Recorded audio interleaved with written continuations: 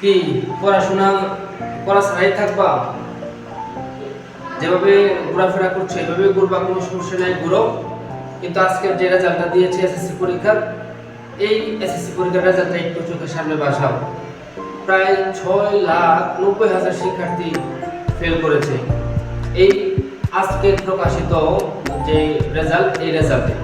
তো এখন সিদ্ধান্ত তোমার, যে তুমি কি ঘোরাফেরাই করবা নাকি তোমার পড়ালেখা কিছুটা বাড়ানো প্রয়োজন বলে তুমি মনে করো। যদি বাড়ানো প্রয়োজন বলে মনে করো তাহলে আমাদের এই রেইনকোয়ার্ডিয়াল স্কুল অ্যান্ড কোচিং সেন্টারের পাশেই থাকো। এবং আজকে আমরা দেখব কমপ্লিটিং সেন্টেন্সের যে উদাহরণ কিভাবে আমরা করব। লাস্ট ভিডিওগুলোতে আমরা কমপ্লিটিং সেন্টেন্সের রুল নিয়ে আলোচনা করেছিলাম। আজকে আমরা দেখব যে এগুলার এক্সাম্পলগুলো আমরা কিভাবে করতে পারি। যেমন এক নাম্বারটা আছে এখানে, he works hard so that, সে কঠোর পরিশ্রম করে যাতে।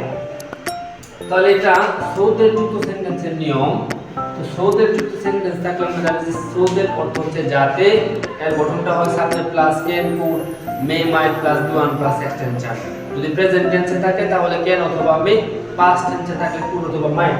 তো এখানে ওয়ার্কস আর যেহেতু ভার্বের সাথে এস বাই এর যুক্ত আছে, সুতরাং এটা কি প্রেজেন্ট ইনডিফিনিট টেন্স। যেহেতু প্রেজেন্ট ইনডিফিনিট টেন্স অবশ্যই ক্যান হবে।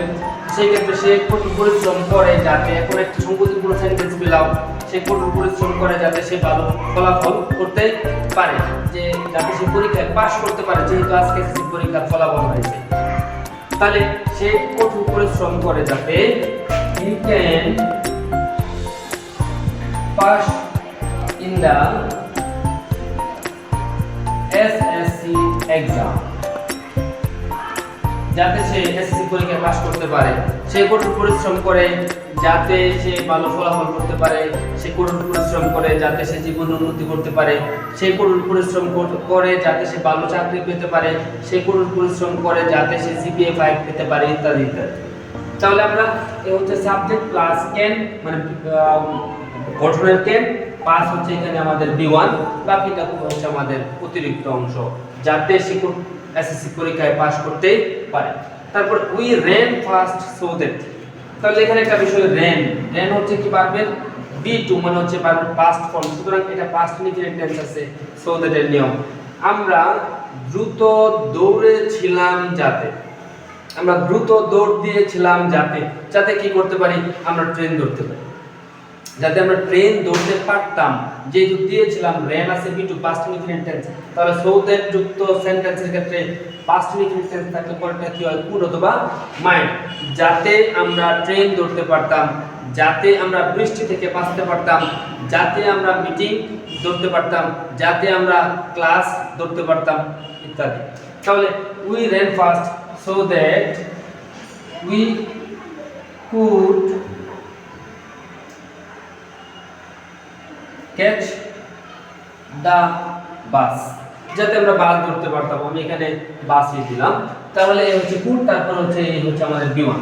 তাহলে subject plus could might plus বি1, যেহেতু এটা পাস্ট ইনডিফিনিট টেন্স, সুতরাং কুড বা মাইট হবে। তাহলে তারপরে he is so ill that, সে এতই অসুস্থ যে। তাহলে সো ডট ডট এর নিয়মে পড়ছে এখানে, এটা হচ্ছে একটা অ্যাডজেক্টিভ। সো ডট ডট থাকলে কি হয়, subject plus can not, could not plus B one. তাহলে এটা প্রেজেন্ট ইনডিফিনিট টেন্স, যেহেতু ইজ আছে সুতরাং ক্যান নট হবে।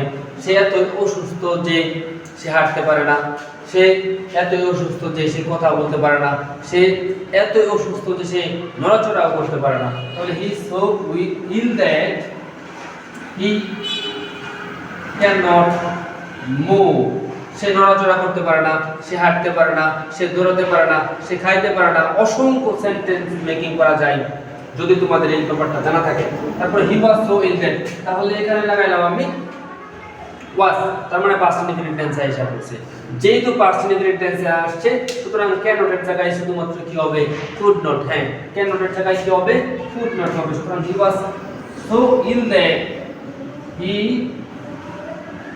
could not walk, he could not move, he could not speak, সে কথা বলতে পারেনি, হাঁটতে পারেনি, খাইতে পারেনি, বসতে পারেনি, ইত্যাদি ইত্যাদি। তারপরে he was reading while I dash, he was reading, সে পড়ছিল বা পড়তেছিল while যখন, তো হোয়াইল যুক্ত সেন্টেন্সের ক্ষেত্রে কিভাবে করতে হয় গত ক্লাসে আমরা সেটা আলোচনা করেছিলাম যে হোয়াইল প্লাস ভার্বের আইএনজি, কিন্তু যদি হোয়াইলের পরে সাবজেক্ট থাকে তাহলে সেটা কি হয় কন্টিনিউয়াস। কোন কন্টিনিউয়াস? এই সেন্টেন্স যে কন্টিনিউয়াস থাকবে সেই কন্টিনিউয়াস হবে। তাহলে হোয়াইলের পরে কি আছে? এখানে সাবজেক্ট আছে, আগের অংশটুকু কি পাস্টে আছে, তার মানে কি হবে? পাস্ট কন্টিনিউয়াস টেন্স হবে। তাহলে he was reading while I was watching TV, যখন আমি টিভি দেখছিলাম সে পড়ছিল। তাহলে এইভাবে আমাকে কি করতে হবে? হোয়াইল যুক্ত সেন্টেন্সের ক্ষেত্রে যদি হোয়াইলের পরে সাবজেক্ট না থাকে তাহলে সরাসরি ভার্বের সাথে আইএনজি, আর যদি হোয়াইলের পরে সাবজেক্ট থাকে তাহলে কি হবে? সেটা কন্টিনিউয়াস হবে। কোন continuous?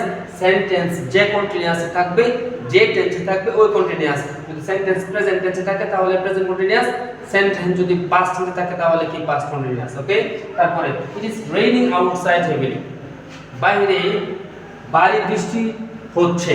It is raining present continuous tense, MSR plus ভার্বের আইএনজি। তাহলে বাইরে ভারী বৃষ্টি হচ্ছে, ইট ইজ হাই টাইম, ইহাই উপযুক্ত সময়। তাহলে বাইরে যেহেতু ভারী বৃষ্টিপাত হচ্ছে, এখন আবার বজ্রপাত হয়, স্বাভাবিকভাবে আমরা কি করি না, এখন আর বৃষ্টিতে আগের মতো শৈশবকালের মতো বৃষ্টিতে ভিজি না। কেন? ওই যে বজ্রপাতের যে আশঙ্কা থাকে, এই ভয়ে অনেকে এখন বৃষ্টিতে ভিজা ছেড়ে দিচ্ছে। তো যেহেতু বজ্রপাত, সেই ক্ষেত্রে উপযুক্ত সময় কি? রুমের ভিতরেই থাকা, বাইরে বের না হওয়ার এই সময়, বা বাহির থেকে ভিতরে ঘরের ভিতরে প্রবেশ করার কি সময়।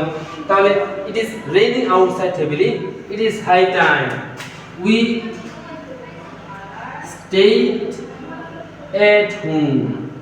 উই স্টেইড কেন লাগালাম? এটা এখানে ঘটনা কি?